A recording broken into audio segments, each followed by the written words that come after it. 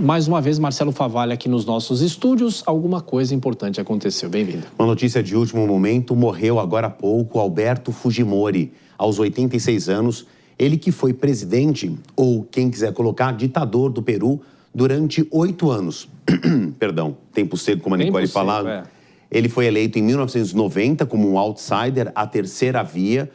Começa a escrever um novo capítulo da história do Peru, um descendente de japoneses. 2 anos depois, em 1992, ele dá um alto golpe e fica, então, 8 anos seguintes, tendo um mandato de 10 anos, como um ditador, mas que deixou um legado chamado Fujimorismo. Até hoje, nessa década, muitas controvérsias. Por um lado, ele diminuiu muito a criminalidade que era feita por grupos terroristas, a exemplo do Sendero Luminoso, do Tupac Amaru, mexeu muito na economia, melhorou muito a situação econômica, mas também teve de responder por crimes contra a humanidade. Ele passa para uma outra página da história da América Latina como tendo sido a primeira pessoa que senta na cadeira presidencial de um país e depois responde por crimes contra a humanidade em 2 casos de perseguição política a opositores que terminaram com a chacina de jovens. Também foi condenado anos depois por outros crimes envolvendo corrupção. No final das contas, ele foi condenado a 30 anos de prisão no Peru, que é a pena máxima, cumpriu apenas 16, teve um indulto dado pelo então presidente Pedro Pablo Kuczynski, em uma manobra muito controversa para o Kuczynski fugir de uma cassação.